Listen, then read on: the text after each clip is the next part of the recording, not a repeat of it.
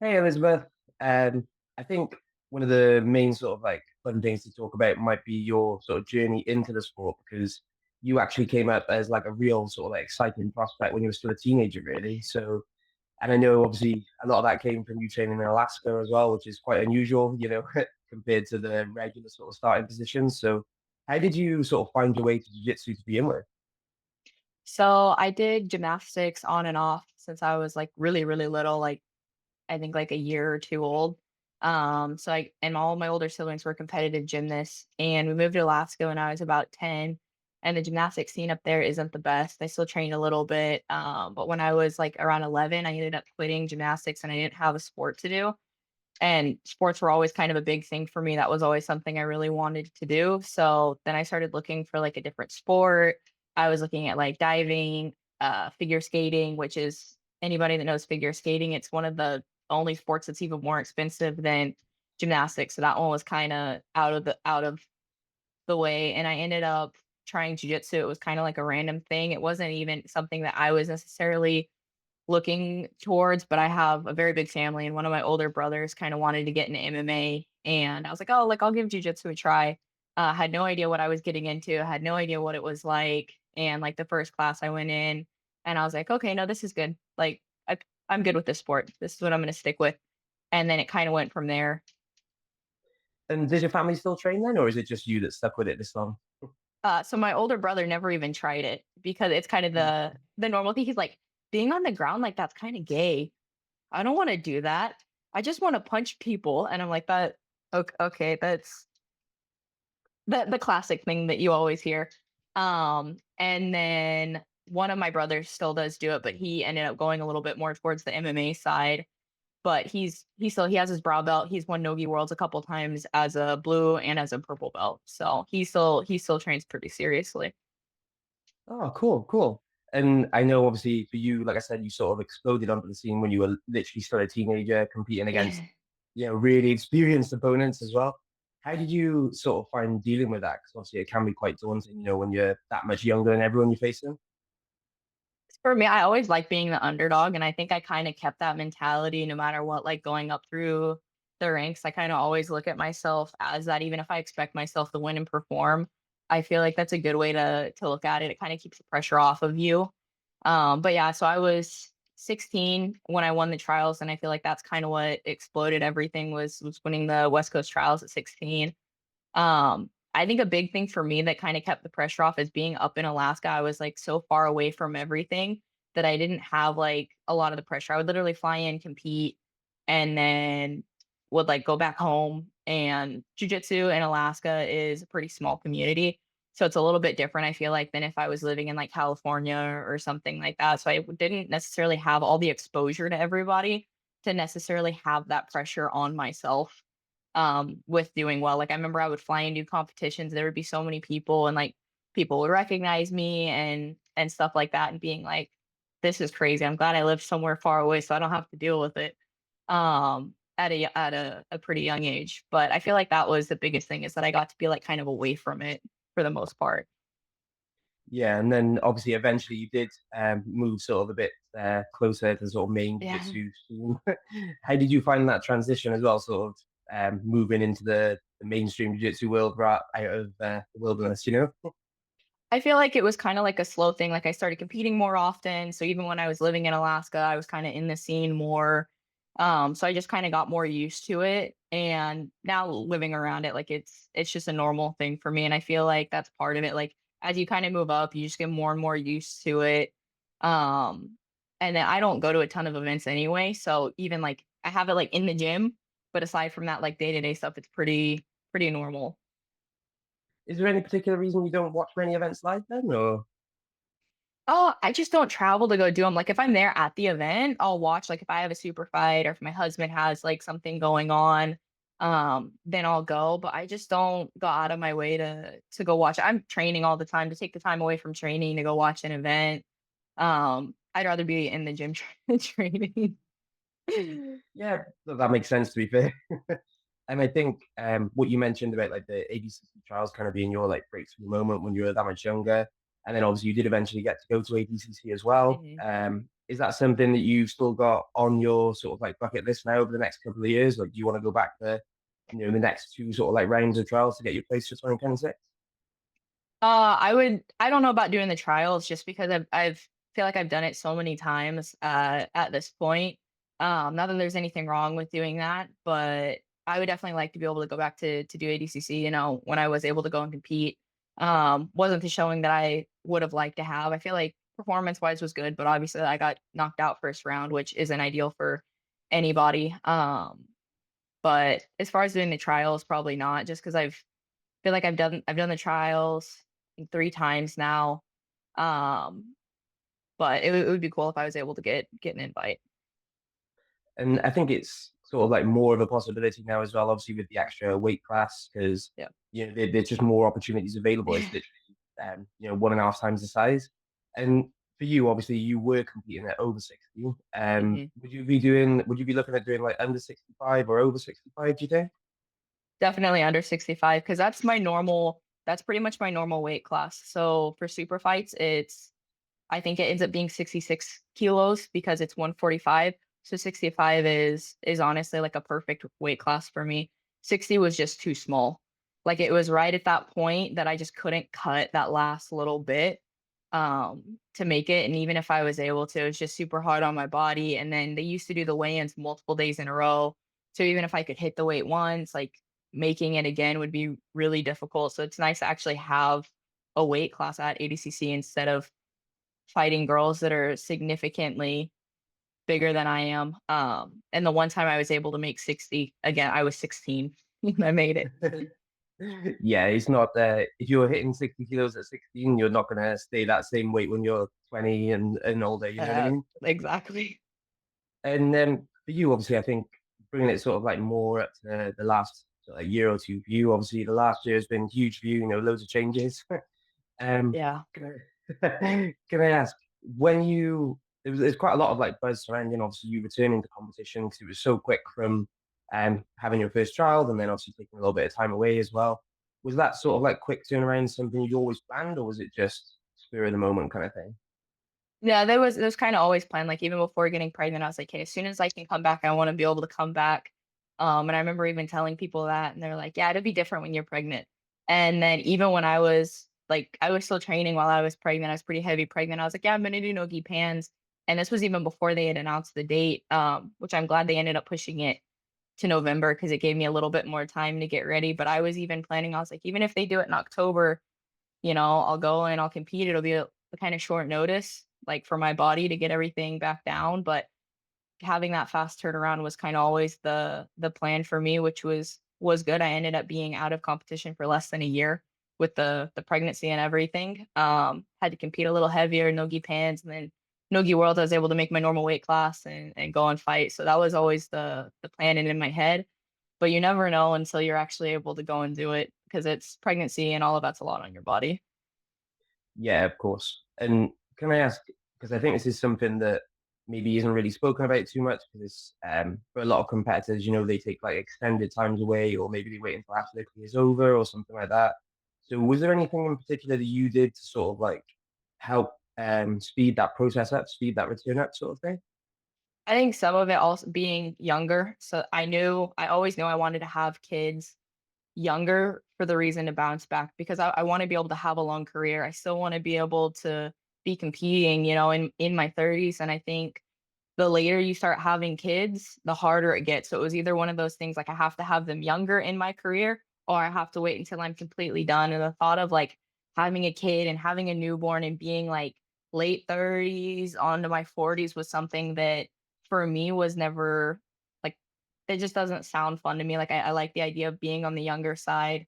So I was like, I need to have in my head my first one before 25 because I've always heard like before 25 you recover better. Under 30, you still recover really well. But once you start hitting past 30, athletically anyway, it starts to get a little bit harder recovery and then body bouncing back and everything like that. So in my head, I was like, hey, so first one, I want to be under 25 for sure to be able to bounce back. And then as far as being able to, I really think just how active I was able to be during pregnancy made a huge difference. So a lot of it was just like, no, I wasn't getting back used to training and recovering from the pregnancy and everything like that. I kind of just had to recover from a little bit from the pregnancy and then from giving birth, but I wasn't also just getting back into training as well. I'd been training, I'd been lifting, everything like that. Yeah, no, it makes sense, and it's definitely paid off because, like you said, you may have had to compete a little bit heavier in no-gi pans, but it didn't seem to hurt your chances at all. And is that something, because you mentioned obviously not really wanting to do ADCC trials, and I think for a lot of people, the no-gi majors fall in a similar kind of place where, it's a bit of a trek and you have to get there, pay to compete, and then, go from there, and there's not really any prize money on the line. It's kind of like a stepping stone for a lot of people. Yeah. But you've pretty much always done no-gi pans right from the start to now. Is that something is there any particular reason you like doing that specific event? Or I like having it because it gives something in Nogi and it's kind of an annual thing. But if you look at even so this last year I did it, but the year prior, even before the pregnancy, I didn't do Nogi Pans or Nogi Worlds that year because I had super fights. So it's kind of one of those things like if I don't have a super fight, I go ahead and I do it. But if I have a super fight or anything else coming up that's paid, then I won't do it. And how the trials always fall in the middle of the gi season. I'm the only time I really do nogi in the gi season is if I'm getting paid to do it, and ADCC Trials always falls in, like, April or, like, February, so I'm either getting ready for Pans or I'm getting ready for Worlds, and to switch that up for something that I'm also like, I'm not getting paid for, and I people will argue, "Well, you're not getting paid for Pans," but marketability-wise, you can market more and in other ways charge more money from winning Pans versus, like, winning the trials is only to be able to go and then compete ADCC. Like it's good to win the trials. It's always good to win something, but I feel like the trials don't have the same marketability that winning black belt Pan Ams do in the gi. So it's just kind of like the timing wise of where it hit for me would be different if it was in the later half of the year. Then I would probably look at possibly doing it, but just where it falls, it just isn't it just doesn't fall great for other things that I have going on. yeah, that makes sense, especially if you are going to follow the IBJJF schedule, where, like you said, first half of the year is gi, second half is no gi. Do you have any kind of like preference for what you compete in? And you have the same sort of success in both. You know what I mean? Um, as far as competing, not really. I like being able to switch back and forth between both. I end up training way more gi, which I think surprises people just because I think a lot of people, unless you're strictly no gi, we end up training more gi just because it's more normal in most places, and unless you're in a no gi only gym. Like I train gi most of the year, way more than even no gi. Even when I have a super fight, like I'll do gi first, and then I have to take everything off, and then I'll do like no gi rounds or stuff like that. But it ends up being a lot more gi. So it's funny you mentioned that as well, obviously, because that's kind of the situation you find yourself in right now. Obviously, you've got this is the gi part, this is the gi season for Yeah. the year, and obviously you've got the super fight coming up soon with Brianna.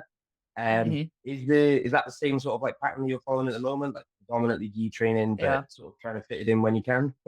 Yeah. So usually I'll go in, I'll do the gi training, and then afterwards I'll take everything off, go to nogi, and then get some nogi rounds in to kind of work it in. And I end up having to do that because usually I'm still competing, even when I have a nogi super fight.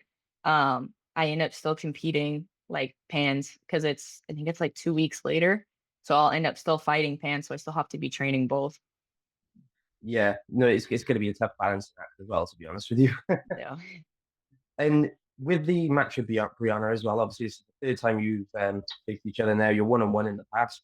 Is there anything that you've taken from those first two matches that you think either you can do or that you've been preparing to do and ready for the match at UFC Fight Pass? There's definitely some things to be aware of. I feel like a lot of the matches get harder as you fight more because both of you know each other's games really well. Even if you know before, it's different knowing somebody's game and then actually like feeling it out. So I think the matches always get harder the kind of more often you compete against each other. But I'm really excited to go into this one. It'll be the third time that we've competed at black belt. And I feel like now I've had again, not to bring back to the pregnancy, but I have a little bit more time away. So it's even more time recovering and kind of getting back to normal. Because I feel like even then I did well. I felt good, but it was still like 90% versus being at 100%.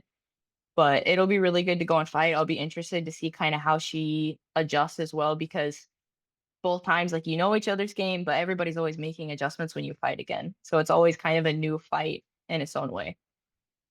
Yeah, no, you're exactly right as well. That, like you said, if you, especially if you lose the previous match as well, you know, you've got a lot to learn from. You can make adjustments, and then the other person's got to try and predict that. It gets quite Yeah. difficult, you know. And with the meeting with Brianna specifically, obviously, last time it was at Novi Worlds, wasn't Yeah. it? In the absolute. Was that still, like you said, where you were feeling like 90%, not quite feeling back to your full self sort of thing? Yeah, I was feeling like 90%. I knew going in and even some of the other matches with girls that I fought before, even the ones that I was winning, I was like, yeah, like I feel good. I'm performing well. And I don't think anybody else would be able to notice, but I can tell the difference in like when we fought before and even that fight there. I'm like, yeah, I definitely don't feel as good as I could feel. Like I felt good, clearly. I'm not taking anything away from Brianna. She's a great athlete. Obviously won a lot of things. I have a lot of respect for her. So it's not to take anything away from her. But even with matches with other people that same day, I was like, yeah, I was like, it's gonna be a really tough match because like I feel good, but I don't feel as good as I could feel. And do you think that's you're sort of like past that at the moment now then? Because you're, like you said, like an extra couple of months removed as well. Yeah, I definitely feel like I'm past that now. So it'll be good to go in and have the match again. And even at Nogi Worlds after the match, I was like, hey, like let's get paid for the next one and kind of laughed it off. And I was like, hey, like now you have to go in and do the best. You knocked me out of the absolute. So that's on you now to go in and do the best. And she had a great performance in the absolute and in her weight. Yeah, for sure. And you know, the fact that you both did so well in your weight classes as well, sort of like shows how I think when two people can win their weight classes at different slightly different weights, I mean like a little bit apart, it is going to be a close match. You could do that 4 or 5 times over and Yeah, it'll be different every time, you know. yeah, exactly. And then for you, obviously, you mentioned you would like to go back to ADCC, but is there any other sort of like grand goals that you've got over the next few years now, looking beyond the match coming in the next few weeks? Honestly, the big one for me right now is winning IBJJF Worlds in the gi. That's really the big one. I feel like that's a big one for a lot of athletes to want to be able to do. So that's kind of the big one. I feel like I've never quite had the performance at Worlds that I want to. Like even years that I perform great at other events and other competitions, Worlds, I feel like I kind of always fall short in my performance. And can I ask, is there anything that you think is like attributed to that in the past? Like, is there anything that you've sort of like picked out that maybe you've been able to improve upon or you haven't sort of been doing in the past? I don't, for some people, I feel like certain competitions are just rough, and that's kind of always been that way for me, even since Blue Belt. Even when I performed good at Worlds, Worlds was always one that was kind of harder for me to do. And I think it's just kind of one of those everybody brings their absolute best when they're going to Worlds, and some people just compete different at Worlds. If you look at certain athletes, like sometimes they just have phenomenal performances at Worlds, and when they go to have super fights against the same people or what it is, they just aren't necessarily at the same point. Worlds is just different for everybody, good and bad.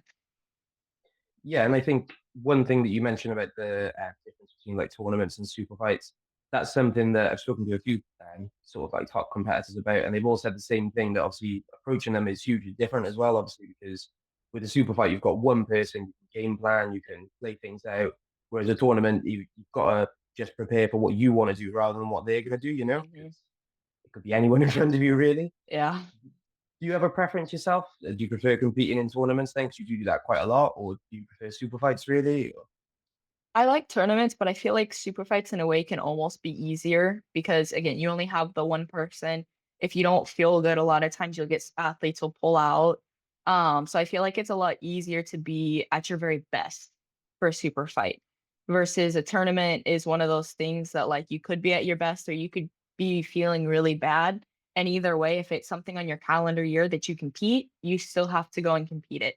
So I feel like it's just very, very different. A tournament is kind of a flip of a coin on how you feel going and competing versus a super fight. For the most part, it's easier to plan to always feel optimally. Yeah.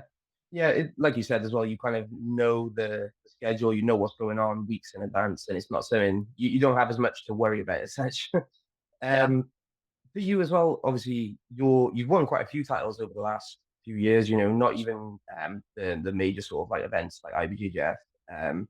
But you've obviously won the Polaris Grand Prix. That was, I think, for Mhm. me personally, that was like one of the biggest moments that sort of like best performances that you had because you beat literally three of the best women on the planet in one night.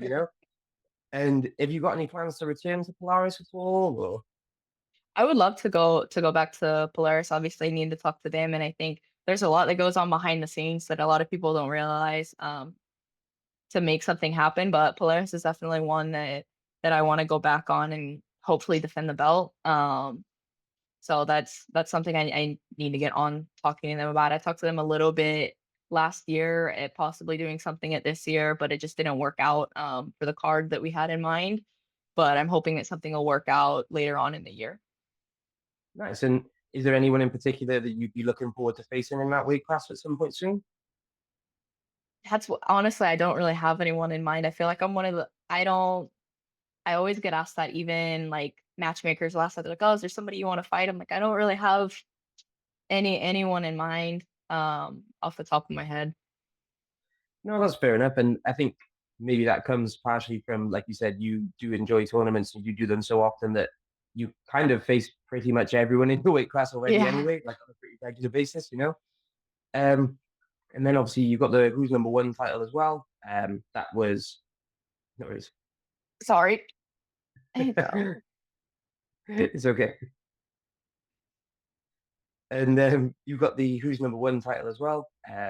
Is there anything that you're looking to do with them in the near future, or is that another sort of thing that's a bit under discussion at the moment? yeah, that's kind of another one that's under discussion. I was actually talking to them a little bit around the same time that I was talking to the Fight Pass. But the Fight Pass one just ended up working out timing wise and everything being a little bit better. But I'm almost always talking to one of the organizations about a fight or something like that. But just working it out timing wise and opponent can be a little bit difficult. No, that's fair enough. That's pretty much everything we've probably got time for now, anyway. But is there anyone that you'd like to sort of like give a shout out to or give thanks to or anything like that before I let you go? I'd like to thank, my sponsors, especially Gnarly, for supporting me. They supported me through the entire pregnancy, which I think is something that a lot of sponsors don't necessarily do. And then I actually have a new sponsor product for gear, and just want to thank those two for supporting me through everything and everything that's coming up. No worries. Well, thanks so much for your time. I do appreciate you taking a few minutes out to speak to me, especially obviously while you're still trying to juggle looking after your newborn. Um, Thank you too. no worries. Thanks so much for your time. Take care. All right. No thanks. You too.